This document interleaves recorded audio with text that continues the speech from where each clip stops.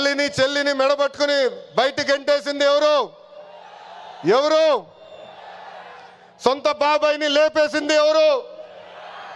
జే బ్రాండ్లు అమ్మి పేదల రక్తం దాగింది ఎవరు? బల్ల కింద ఉన్న ఎర్ర బటన్ నొక్కి ప్రజల్ని బాధింది ఎవరు? అందరూ ఎర్ర బుక్కు అని ఏడుస్తున్నారు. ఎందుకయ్యా అంత ఏడుపు? నేను ఆనాడు చెప్పింది ఏంటి?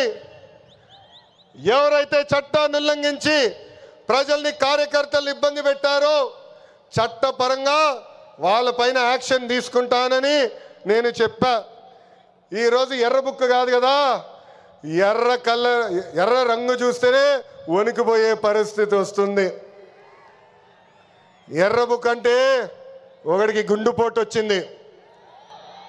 ఎర్ర బుక్ అంటేనే ఒకడు బాత్రూంలో కాలు జారి చెయ్యి ఎర్రగొట్టుకున్నాడు. ఇంకొకడు ఏమయ్యాడో మీ అందరికి తెలుసు.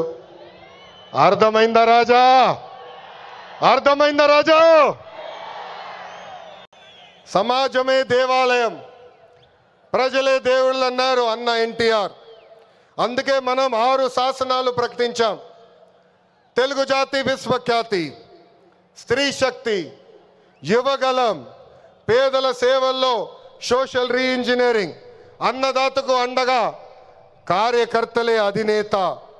పాలిట్ బ్యూరో సభ్యుల దగ్గర నుంచి, వేదికమైన పెద్దల దగ్గర నుంచి, ఇక్కడున్న కార్యకర్తల వరకు ఈ 6 శాసనాలు మన శ్వాసగా బతకాలని ఈ సభాముఖంగా మిమ్మల్ని అందరినీ కోరుకుంటూ, మనకి ప్రజలు ముఖ్యం, వాళ్ళ ఆనందం వాళ్ళ సంతోషం ముఖ్యం. అహర్నిశలు కష్టపడాలా, వాళ్ళకి అందుబాటులో ఉండాలా. తిరిగి 2029లో మళ్ళీ కూటమి ప్రభుత్వాన్ని గెలిపించాలని ఈ సభాముఖంగా కార్యకర్తలందరూ తెలుపుకుంటూ, ఎప్పుడు మా ఇంటి తలుపు మీకోసం తెరిచుంటాయి. నేను మొన్నే చెప్పా, గ్రామ పార్టీలో ఏమైనా సమస్య ఉంటే మండల పార్టీని కలవాలి, మండల పార్టీలో సమస్య ఉంటే నియోజకవర్గ కమిటీని కలవాలి, వాళ్ళకి సమస్య ఉంటే ఏకంగా జిల్లా కమిటీ కలవాలి.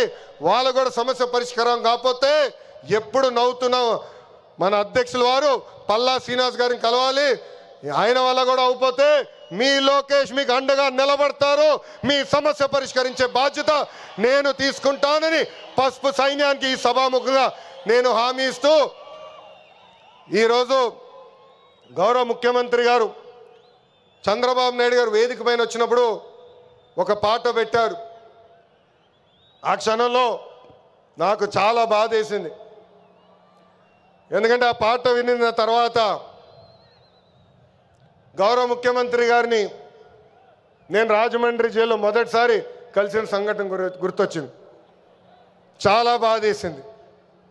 ప్రజల కోసం ఆయన జీవితం ఆల్మోస్ట్ పోయింది.